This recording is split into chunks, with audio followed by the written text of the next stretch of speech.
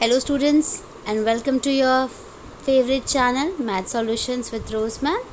और आज की वर्कशीट शुरू करने से पहले बच्चों मैं आप सभी को बहुत बहुत थैंक यू बोलना चाहती हूँ कि सब लोग मुझे बहुत सपोर्ट कर रहे हैं। मेरी वीडियोस को आप लोग सभी वॉच करते हो और मेरे 1000 सब्सक्राइबर्स से ज़्यादा हो गए हैं अब, तो thank you so much for your love and support.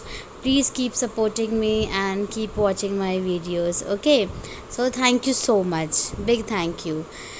तो चलिए अब स्टार्ट करते हैं आज की वर्कशीट। और अभी भी अगर कोई बच्चे मेरे चैनल पे नए हैं तो प्लीज़ आप चैनल को सब्सक्राइब कर लीजिए और बेल आइकन को भी प्रेस कर दीजिए। चलिए स्टार्ट करते हैं आज की वर्कशीट, क्लास 7th की साइंस की वर्कशीट नंबर 12, जिसकी डेट है 26 अगस्त 2021। Nutrition in animals. तो इस चैप्टर में हम आज पढ़ने जा रहे हैं डाइजेशन इन ग्रास ईटिंग एनिमल्स, कि जो घास खाने वाले जानवर हैं उनके बॉडी के अंदर जो डाइजेशन है, फूड डाइजेशन, वो किस तरीके से होता है। Khushi, a student of class 7th, was on field visit to the nearest animal farm. तो जो खुशी है वो क्लास 7th का एक बच्चा है जो कि फील्ड विजिट पे निकली है एनिमल फार्म के। She saw animals like buffaloes and cows were continuously chewing even they were taking rest।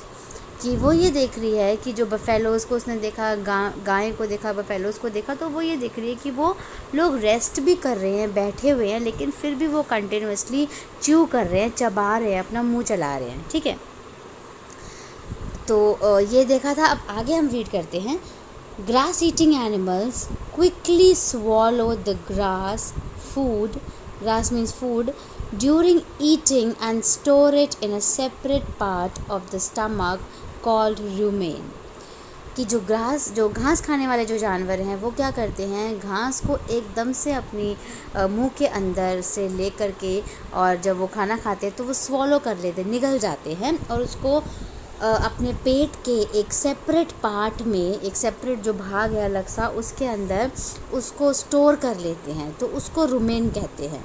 Rumen, the food gets partially digested in rumen and is called cud. तो जो आपका food है, जो गाय ने या जो भी घास खाने वाले जानवर उन्होंने मुंह के अंदर डाला, तो वो रुमेन जो है उसको डाइजेस्ट करता है पार्शली, और एंड इज़ कॉल्ड कड, उसको कड कहा जाता है।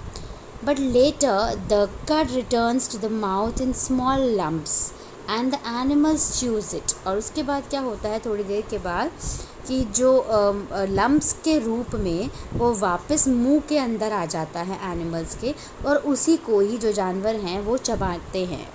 तो ये जो प्रोसेस है, this process is called rumination and these animals are called ruminants. तो ये इस तरह का जो प्रोसेस होता है जिसमें कि भोजन को चबाया जाता है, स्वॉलो किया जाता है, उसके बाद वो पेट के अंदर जाता है, फिर एक अलग पार्ट में जमा हो जाता है ना, और उसके बाद फिर उसको चबाया जाता है। तो इस प्रोसेस को रूमिनेशन कहते हैं बच्चों।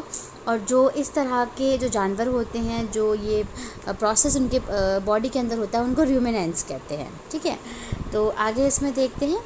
The grass is rich in cellulose, a type of carbohydrate. तो जो ग्रास है उसके अंदर सेल्यूलोज बहुत होता है, जो कि एक तरह का कार्बोहाइड्रेट है। The cellulose of the food is digested by the action of certain bacteria in a large sac like structure present between the small intestine and large intestine of ruminants। तो जो सेल्यूलोज है food का, तो वो जो digested होता है, वो बैक्टीरिया जो है वो उसको डाइजेस्ट करने का काम करते हैं, जो कि स्मॉल इंटेस्टाइन और जो लार्ज इंटेस्टाइन होती है रूमिनेंट्स की, उन दोनों के बीच काम करता है। Since these bacteria are not present in humans, therefore we cannot digest cellulose।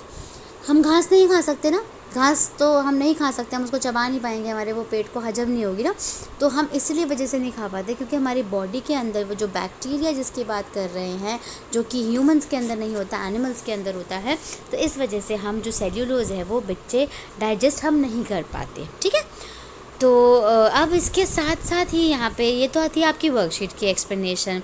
यहाँ पे आपको एनिमल बना के दे रखा है, यहाँ पे गाय, यहाँ पे इस तरीके से, ये इसको र्यूमेन कहा जाता है, ये है जो है स्टमक है। ठीक है, तो आप इसको ध्यान से देख सकते हो। उसके बाद यहाँ पे कुछ क्वेश्चंस दिए हुए हैं। क्वेश्चन है आपका व्हाट इज़ र्यूमेन। तो र्यूमेन जो है वो क्या है, अभी हमने पढ़ा था। तो चलिए हम इसका आंसर यहाँ पे ढूंढ लेते हैं और यहाँ से हम इसको लिखेंगे। Grass eating animals quickly swallow the grass during eating and store it in a separate part of the stomach called rumen. तो ये है, this is your answer number 1। यहाँ से आपको आंसर नंबर 1 अपना कॉपी करना है और अपनी वर्कशीट में जहाँ पे आप नोट डाउन कर रहे हैं वहाँ पे इसको आंसर्स को लिखना है, ठीक है। अब क्वेश्चन नंबर 2 पे चलते हैं। क्वेश्चन नंबर 2 देखिए, राइट 3 एग्जाम्पल्स ऑफ र्यूमिनेंट्स। तो र्यूमिनेंट्स के 3 एग्जाम्पल बताने हैं, मतलब ऐसे कौन से जानवर हैं। तो ये जो कि घास खाते हैं, है ना। तो ये आपका यहाँ पे बफेलोज़ आ जाएगा इसके अंदर, बफेलोज़, ठीक है। दूसरा काऊ आ जाएगा, काउज़, ठीक है। तो काउज़ हो गया, बफेलोज़ हो गई, और कौन है जो कि मतलब जिसकी अगर हम बात की जाए कि वो घास खाते हैं ना, तो गोट हो सकता है इसके अंदर, क्योंकि वो भी घास खाती है, अगर उसको घास खाने के लिए दिया जाता है। घोड़ा जो है वो घास खाता है, ठीक है।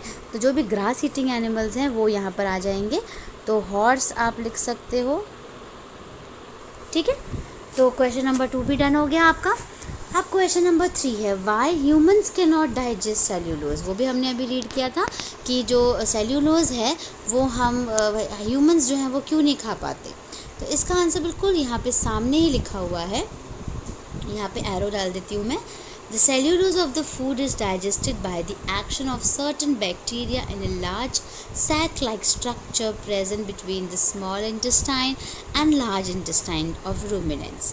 Since these bacteria are not present in humans, therefore we cannot digest cellulose. So this is your answer number 3.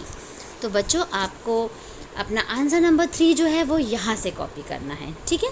अब क्वेश्चन नंबर 4 जो कि है आपका fill in the blanks.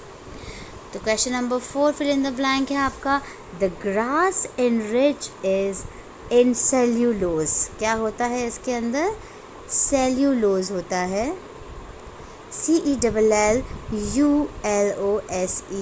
Cellulose, a type of carbohydrate, carbo CARBO HYDRATE DRATES, carbohydrates. First वाला done हो गया आपका।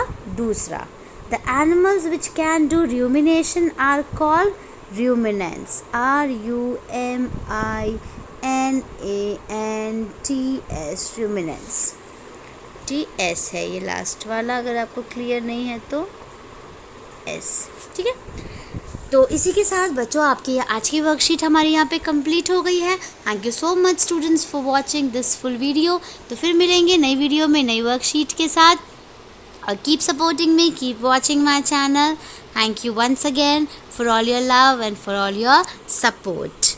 अगर आपको वीडियो पसंद आया तो प्लीज़ वीडियो को लाइक ज़रूर कर दीजिए और चैनल को सब्सक्राइब ज़रूर कर दीजिए। Thank you.